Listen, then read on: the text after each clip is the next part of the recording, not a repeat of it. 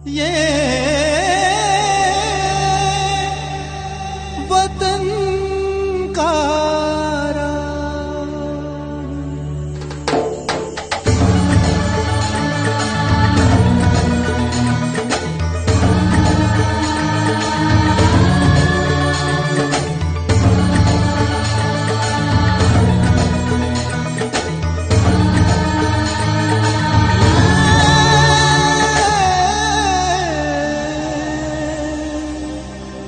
वतन का राग दिलों को जोड़ता, इतिहास मोड़ता, दिलों को जोड़ता, इतिहास मोड़ता, बेटा धरती को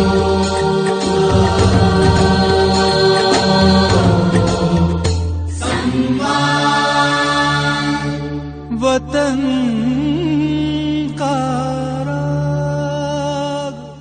वतन का राग सुनने वाले सभी श्रोताओं को हमारा नमस्कार। आजादी का अमृत महोत्सव के अंतर्गत वतन का राग कार्यक्रम में आज हम स्मरण कर रहे हैं लोकमान्य बाल गंगाधर तिलक का। श्रोताओं, कार्यक्रम के अंत में आजादी का अमृत महोत्सव प्रश्नोत्तरी के अंतर्गत हम आपसे एक सवाल पूछेंगे, जिसका सही जवाब देने वाले भाग्यशाली विजेताओं को मिलेगा आजादी के दुर्लभ तरानों पर केंद्रित जन गर्जे श्रृंखला से एक ऑडियो एल्बम और आजादी के रणबांकुरों का एक छायाचित्र। जवाब भेजने के लिए हमारा ईमेल एड्रेस है watankaraag@gmail.com और radioazadhind@gmail.com। आप हमें SMS के जरिए भी जवाब भेज सकते हैं। हमारा नंबर है 7771908908। नंबर एक बार फिर सुन लें, 7771908908। सही जवाब के साथ आप अपना नाम, अपने शहर का नाम और अपना ईमेल एड्रेस अवश्य लिखें। ये वतन महान स्वतंत्रता सेनानी, शिक्षाविद और पत्रकार लोकमान्य बाल गंगाधर तिलक के अविस्मरणीय योगदान ने देश के स्वाधीनता संग्राम को एक निर्णायक दिशा दी थी। गरम दल के नेता रहे लोकमान्य बाल गंगाधर तिलक ने हुंकार भरते हुए कहा था, स्वराज मेरा जन्म सिद्ध अधिकार है और मैं इसे लेकर रहूंगा। और उनके इस उद्घोष ने भारतीय जनमानस को जगा कर रख दिया था। लोकमान्य बाल गंगाधर तिलक का जन्म 23 जुलाई सन 1856 को महाराष्ट्र के रत्नागिरी के पास ग्राम चिखली में हुआ था। उनका पूरा नाम बलवंत गंगाधर तिलक था। उनके पिता गंगाधर रामचंद्र तिलक एक शिक्षक और संस्कृत के प्रकांड विद्वान थे। मात्र 16 वर्ष की उम्र में ही तिलक के पिता का निधन हो गया, लेकिन इसके बावजूद उन्होंने बिना किसी व्यवधान के अपनी शिक्षा जारी रखी। पिता की मृत्यु के 4 महीने के अंदर ही उन्होंने मैट्रिक की परीक्षा पास कर ली और डेक्कन कॉलेज पूना में दाखिला लिया। उन्होंने सन 1876 में BA ऑनर्स की परीक्षा पास की और सन 1879 में मुंबई विश्वविद्यालय से LLB की परीक्षा उत्तीर्ण की। तिलक जी आरंभ से ही अन्याय के घोर विरोधी थे। कानून की पढ़ाई करते समय ही उनकी मित्रता गोपाल गणेश अगरकर से हुई। दोनों देश की स्थिति पर लंबे विचार विमर्श किया करते थे। मन में ये चिंता थी कि देशवासियों की सेवा की कौन सी सर्वोत्तम योजना बनाई जा सकती है, और अंततः दोनों ने ये संकल्प लिया कि वो कभी भी सरकारी नौकरी नहीं करेंगे तथा नई पीढ़ी को सस्ती और अच्छी शिक्षा प्रदान करने के लिए प्राइवेट हाई स्कूल और कॉलेज खोलेंगे। उनके सहपाठी दोनों की आदर्शवादी बातों का मजाक उड़ाया करते थे, लेकिन तिलक जी अंग्रेजी शिक्षा के घोर आलोचक थे। उनका मानना था कि अंग्रेजी शिक्षा प्रणाली छात्रों के मन में भारतीय सभ्यता के प्रति हीन भावना पैदा करती है, उसका अनादर सिखाती है। इसी कारण उन्होंने आगे चलकर डेक्कन शिक्षा सोसाइटी की स्थापना की ताकि भारत में शिक्षा का स्तर सुधर सके। अपने पिता की ही तरह लोकमान्य गंगाधर तिलक ने भी पहले अध्यापन का कार्य आरंभ किया। कुछ समय उन्होंने स्कूल और कॉलेज में गणित पढ़ाया, लेकिन देश के हालात उन्हें बेचैन कर रहे थे।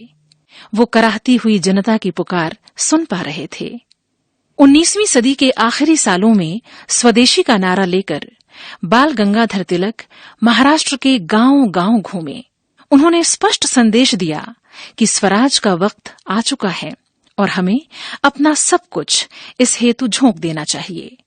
महाराष्ट्र में गणपति बप्पा मौर्य की गूंज सन 1893 के पहले भी थी ही। गणेश जन्मोत्सव परंपरागत तरीके से घरों में मनाया जाता था, लेकिन इसे सामाजिक राजनीतिक एकता और जन जागरण का हथियार बनाया लोकमान्य बाल गंगाधर तिलक ने। गणेश उत्सव और शिवाजी जयंती अब सार्वजनिक समारोह बन गए और राष्ट्रीय एकता का राग इस बहाने बह चला। यही एकता आगे चलकर गुलाम भारत की आजादी के संघर्ष में एक बेजोड़ हथियार साबित हुई।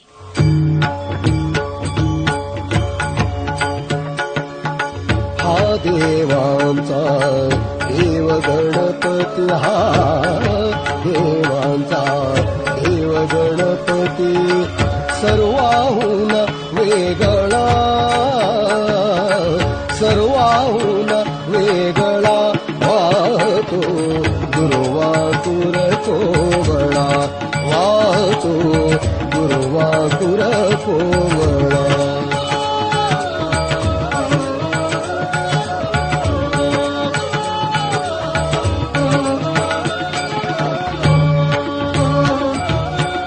सिद्धिविनायक श्री हेरंबा, सिद्धिविनायक श्री हेरंबा, मंगलदायक मूळारंभा, मंगलदायक मूळारंभा, चिंतामणी तू जय शुभ लाभा, चिंतामणी तू जय शुभ लाभा, विशाल देही वैराग्याचा, विशाल देही वैराग्याचा, रंग तुझा कोवळा,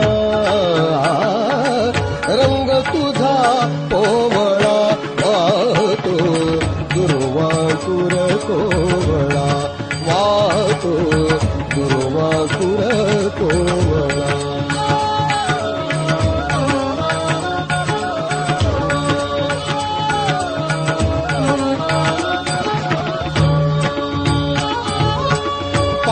पाशांकुशधर विघ्नहराया, पाशांकुशधर विघ्नहराया, अभयकराने देसी अभया, अभयकराने देसी अभया, अन्न ब्रह्म करी मोदक माया, अन्न ब्रह्म करी मोदक माया, तुझ्या कृपेने मुका बोलतो, तुझ्या कृपेने मुका बोलतो, चालत से पांगळा, चालत से पांगळा, वाहतो दुर्वाकुर कोवळा, वाहतो दुर्वाकुर कोवळा.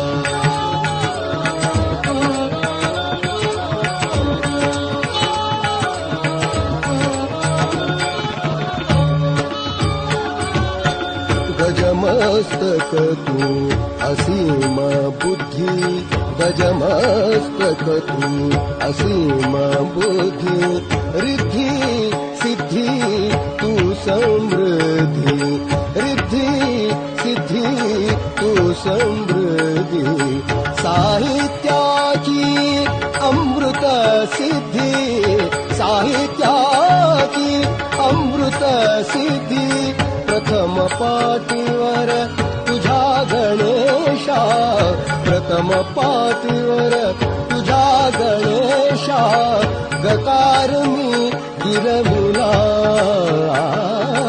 गकार मी गिरविला, वाहतो दुर्वांकुर कोवळा, वाहतो दुर्वांकुर कोवळा.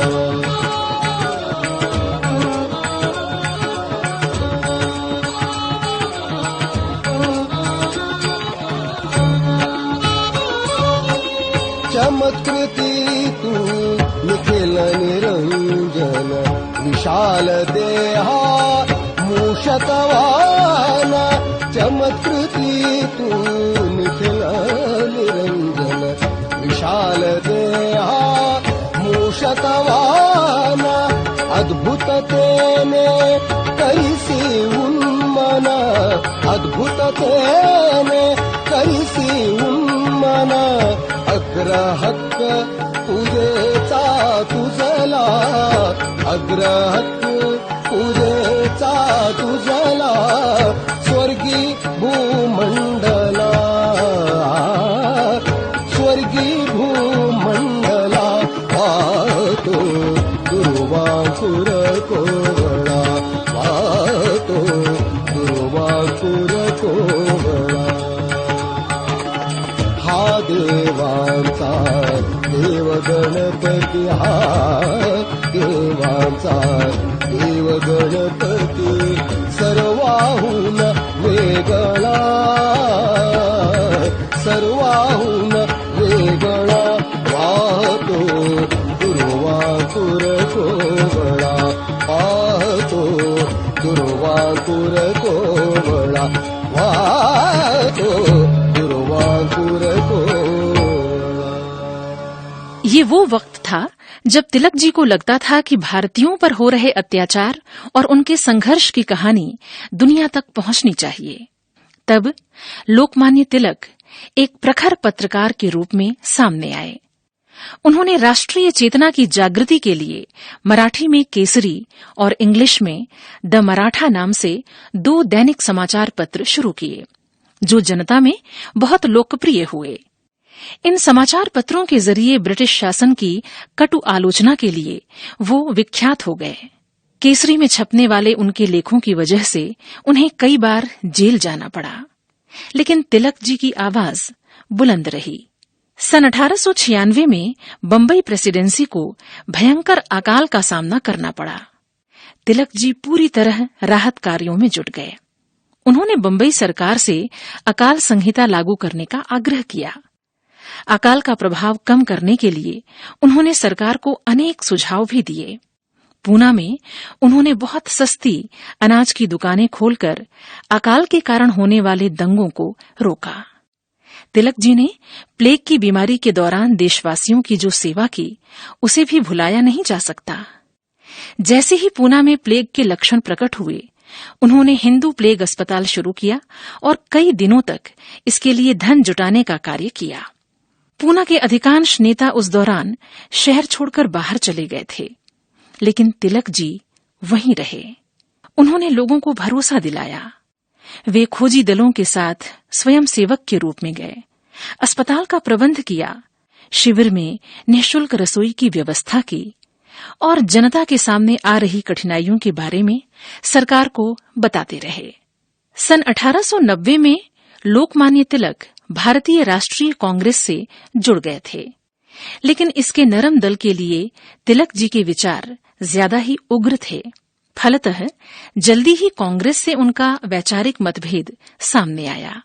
गरम दल में लोकमान्य तिलक के साथ लाला लाजपत राय और बिपिन चंद्र पाल शामिल हुए, जिन्हें हम आज भी लाल, बाल और पाल की तिकड़ी के रूप में जानते हैं. बाल गंगाधर तिलक के विरोध की गूंज अंग्रेजी हुक्मरानों को बेचैन कर रही थी. भारत के वाइसरॉय लॉर्ड कर्जन ने जब सन 1905 में बंगाल विभाजन की घोषणा की, तो तिलक जी ने इस विभाजन को रद्द करने की मांग का जोरदार समर्थन किया और ब्रिटिश वस्तुओं के बहिष्कार की वकालत की, जो जल्दी ही एक देशव्यापी आंदोलन बन गया. उनके द्वारा शुरू की गई राजनीतिक गतिविधियों, विदेशी वस्तुओं का बहिष्कार और सत्याग्रह को ही आगे चलकर गांधी जी ने अंग्रेजों के विरुद्ध अहिंसक असहयोग आंदोलन के रूप में अपनाया. अपने पत्र केसरी में तिलक जी ने अंग्रेजों की नीतियों की पोल खोलते हुए एक लेख लिखा था जिसका शीर्षक था देश का दुर्भाग्य। इसे पढ़कर अंग्रेजी हुकूमत जैसे तिलमिला उठी। उनको भारतीय दंड संहिता की धारा 124A के अंतर्गत राजद्रोह के अभियोग में 27 जुलाई सन 1897 को गिरफ्तार कर लिया गया। तिलक जी एक अनुभवी वकील थे। उन्होंने अपने बचाव में जो ऐतिहासिक जिरह की वो कई दिनों तक लगातार चली, लेकिन अंततः उन्हें 6 वर्ष के कठोर कारावास की सजा दी गई और बर्मा के मांडले जेल में बंद कर दिया गया। जब तक स्वराज हिंद में लाया ना जाएगा,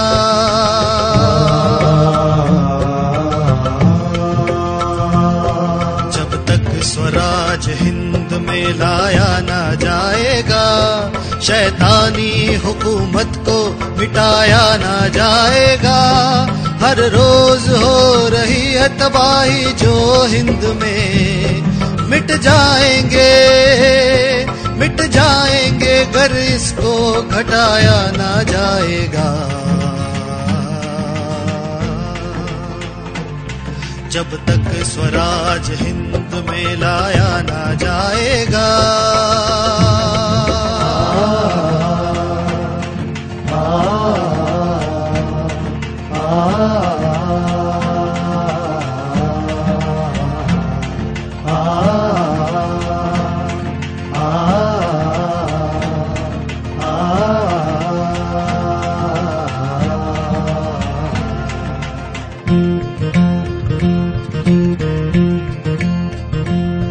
पैदा करे जो अन्न वही भूख से मरे, ये जुल्मो सितम अब तो उठाया ना जाएगा। मेहनत करे कोई, कोई लूटे करे मजे, धन अपना इस तरह से लुटाया न जाएगा।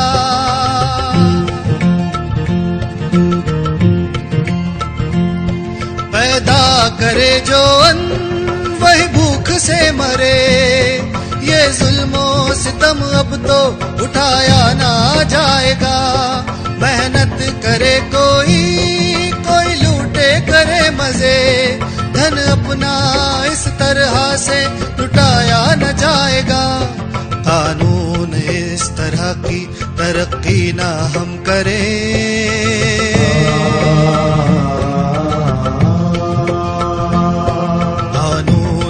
इस तरह की तरक्की ना हम करें। अंधेर इस तरह से मचाया ना जाएगा। कैसे जलील हो रहे हम गर मुल्क में, पशुओं की तरह ठोकरें खाया ना जाएगा। जब तक स्वराज हिंद में लाया ना जाएगा। लोकमान्य बाल गंगाधर तिलक एक निर्भीक पत्रकार तो थे ही, साथ ही वो एक गंभीर चिंतक और लेखक भी थे।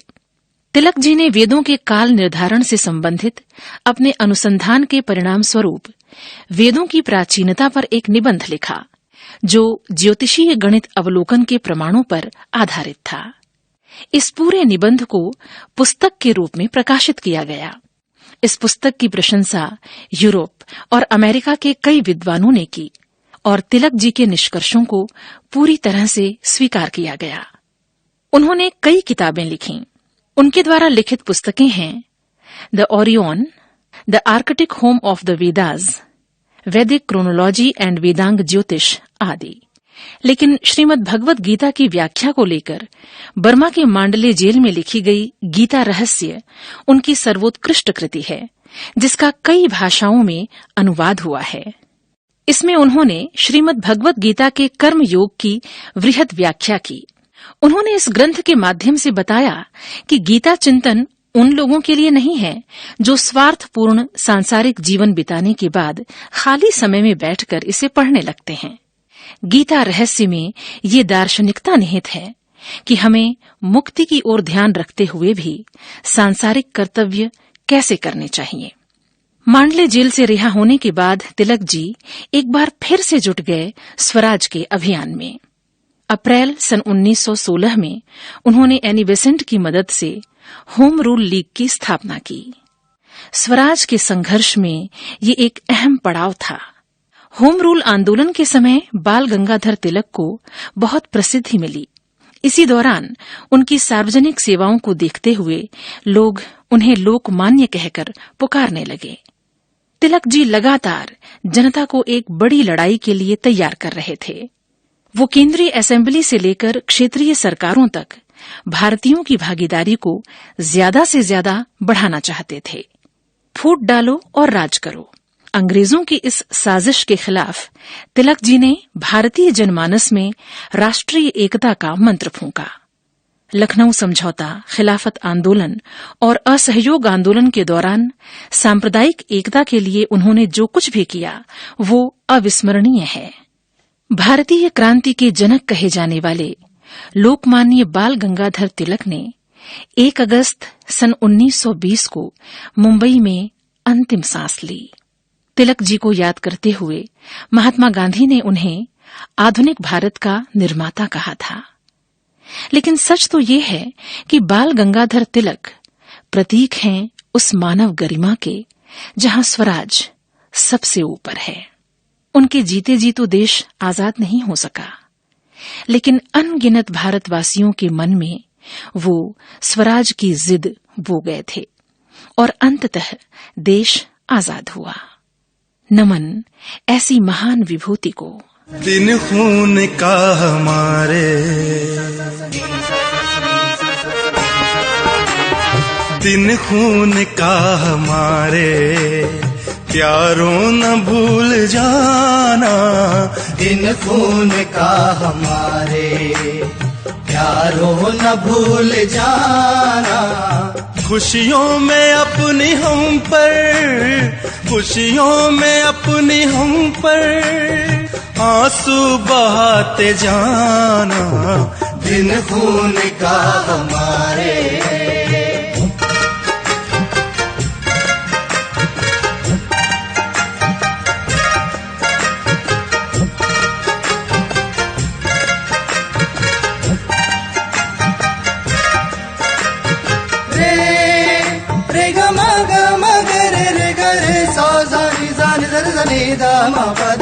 सैयाद ने हमारे चुन चुन के फूल तोड़े, सैयाद ने हमारे चुन चुन के फूल तोड़े, चुन चुन के फूल तोड़े। वीरान इस चमन में, वीरान इस चमन में कोई गुल खिलाते जाना। वीरान इस चमन में कोई गुल खिलाते जाना। खुशियों में अपनी हम पर आंसू बहाते जाना। दिन खून का हमारे।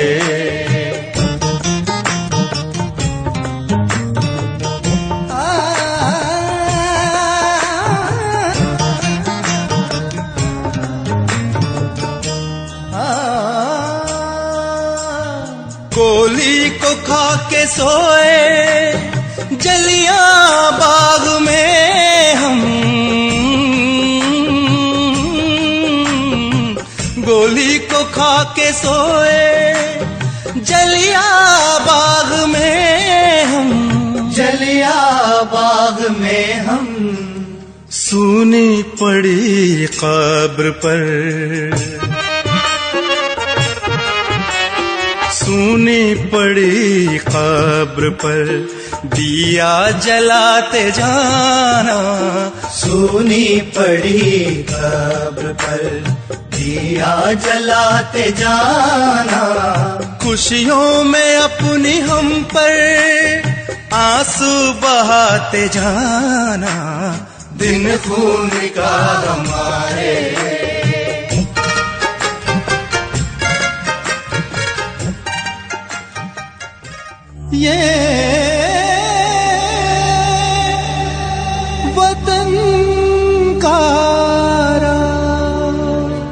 आजादी का अमृत महोत्सव के अंतर्गत अभी आप सुन रहे थे कार्यक्रम वतन का राग। मार्गदर्शन श्री शिवशेखर शुक्ल, समन्वय श्री संजय यादव और प्रस्तुति स्वराज संस्थान संचालनालय, संस्कृति विभाग, मध्य प्रदेश की। और श्रोताओं, अब वक्त है आजादी का अमृत महोत्सव प्रश्नोत्तरी के विजेताओं के नाम जानने का। हमारा सवाल था कि स्वामी विवेकानंद के गुरु कौन थे, और इसका सही जवाब है रामकृष्ण परमहंस। यूं तो कई श्रोताओं ने हमें सही जवाब लिख भेजा है, लेकिन लकी ड्रॉ द्वारा चुने गए हमारे 4 भाग्यशाली विजेता हैं अशोकनगर से प्रकाश रजक, हमीरपुर उत्तर प्रदेश से रघुनाथ, रामपुर पिलखुआ हापुड़ उत्तर प्रदेश से तुषार पाराशर और नई दिल्ली से पदम नारायण। आप सभी को बहुत बहुत बधाई। हम आपको भेज रहे हैं आजादी के दुर्लभ तरानों पर केंद्रित जनगर्जे श्रृंखला से एक ऑडियो एल्बम और आजादी के रणबांकुरों का एक छाया चित्र। और श्रोताओं, अब बारी है आज के सवाल की। आजादी का अमृत महोत्सव प्रश्नोत्तरी के अंतर्गत हमारा आज का सवाल है कि लोकमान्य बाल गंगाधर तिलक का सुप्रसिद्ध नारा क्या था। सवाल एक बार फिर सुन लें। लोकमान्य बाल गंगाधर तिलक का सुप्रसिद्ध नारा क्या था? आपके जवाब 10 दिनों के भीतर हमारे पास पहुंच जाने चाहिए। जवाब भेजने के लिए हमारा ईमेल एड्रेस है watankaraag@gmail.com और radioazadhind@gmail.com। आप हमें SMS के जरिए भी जवाब भेज सकते हैं। हमारा नंबर है 7771908908। नंबर एक बार फिर सुन लें, 7771908908। सही जवाब के साथ आप अपना नाम, अपने शहर का नाम और अपना ईमेल एड्रेस अवश्य लिखें।